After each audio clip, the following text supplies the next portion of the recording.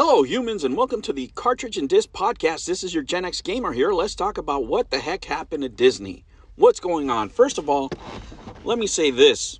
I'm going to give you some experiences that I've had, right, with people that I know that really have loved Disney over the years.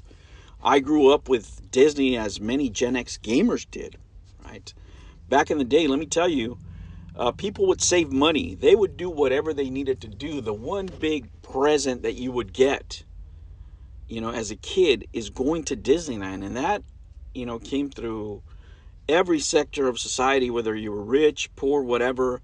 If your parents could, they would do whatever they could to take you to Disneyland, Disney World, wherever you were in the U.S.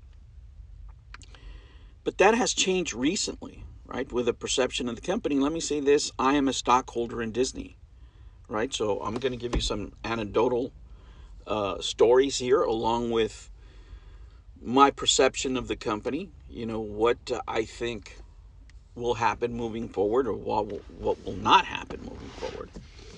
But let's talk about how we got here, right? How we got here and the effects it's having for the company.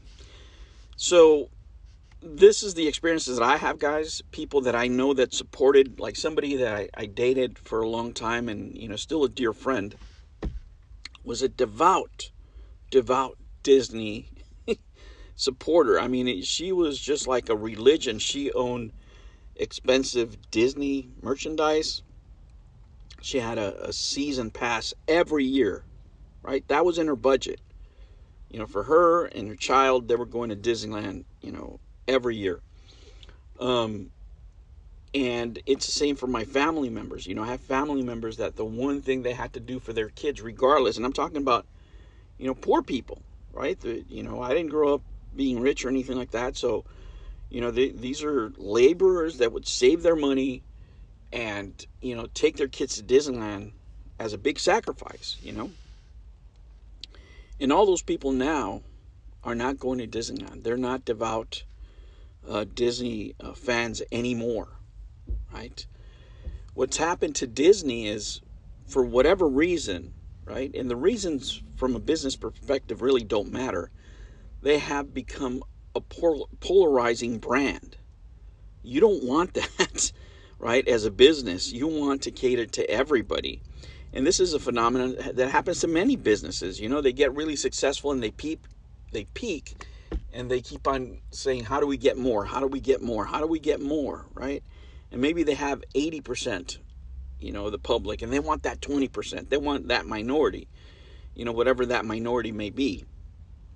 So they keep expanding, and they get to a point where they forget how they got where they are, and being polarizing is not new to Disney. If you guys remember the founder of Disney, for those of you Gen Xers, you will remember the founder of Disney was, a fan of the WW2 bad guys, to put it mildly, right?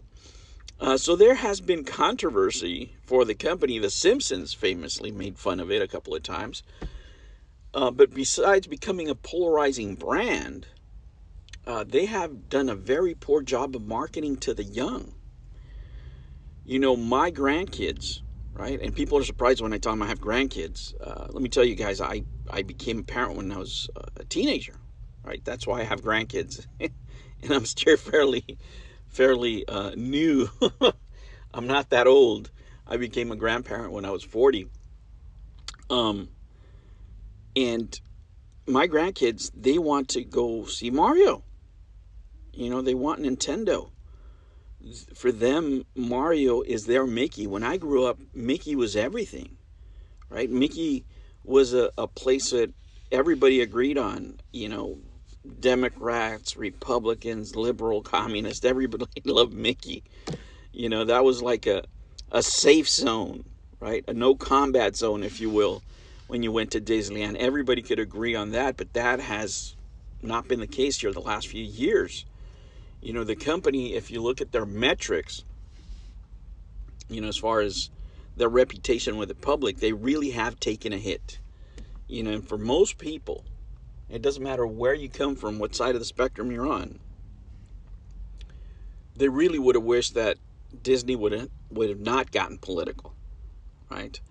And for the investors, they're starting to see the ramifications of what that has, you know, become to the brand and to the detriment of the value in the stocks, right? Whenever you become polarizing as a company, it always, always will reflect on your stock price. Not only that, on your future investments, because now when people are calculating your value, they're going to calculate what you're not going to get. Who's not going to buy your product, right? And it doesn't matter who you cater to. You could cater to one side or the other. It's going to be the same thing. But the biggest mistake I think Disney made as a brand is taking their customers for granted. Look at what happened this past year. They raised their prices. They thought 2023 was going to be gangbusters. They thought that this holiday season, people were not, people were going to be running to their parks, because that's a big part of their income. That's really the stability, the bread and butter of their company is that. And it's not happening. As a matter of fact, you're seeing empty parks. You're seeing not the demand that they thought they were going to have. You're seeing them having to give discounts in order to bring people in. That's not where they saw this year going, right? They've seen a decline in box office with their movies. They've seen a decline in their TV properties, right? They're laying people off at their different companies because they're just not seeing the return. And most likely they're doing that because they're going to sell. They're going to sell those properties, right? Nobody wants to buy debt. Nobody wants to buy companies that have big contracts out there, right? They're trying to do what they can to become profitable. So that's why you're seeing a lot of things that you're seeing. Now, for investors, if you believe that this company is undervalued, maybe you want to jump in there. Again, not financial advice at all. This is just, I'm telling you my opinions. These are just layman's terms, right? Anecdotal experiences, right? But I see a lot of devout Disney fans, especially people of religion, whether they're Catholic or Mormon or Jehovah's Witnesses. I see them shying away from the brand completely, right? And that is where Nintendo really is, eating their lunch, because Nintendo doesn't get political, right? Mario doesn't get political. And, they try to shy away from that stuff. And I think parents do appreciate those kind of things, because it doesn't matter, like I said, it doesn't matter what side of the aisle you're in. You want to take your kids places where they're not going to be exposed to A, B, or C, right? That's generally a good rule of thumb for marketing to, people with families, right? So, they've painted themselves here into a corner with becoming polarizing, number one, and number two, not developing the Mickey Mouse brand, right? I believe their copyright is going to expire soon. A lot of those properties, right? They're going to become public domain. So maybe that's why they're not doing it. But that is their brand. They tried to pivot way too much from that.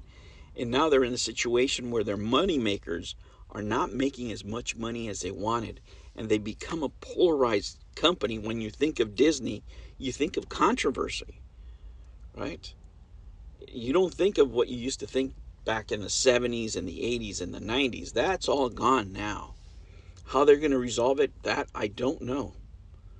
I see no easy path forward here for these people, but it'd be interesting to see what leadership does. But as the last few years have shown, there's not much leadership at that company right now. All right, guys, those are my thoughts. Tell me what you think. What do you think happened to Disney? We already know what you think sometimes. All right, guys, I'll catch you on the next one. Thank you for liking. Hit that subscribe button for me, if you will, if you haven't subscribed. And hit the like button, please. It really helps out the channel. Take care.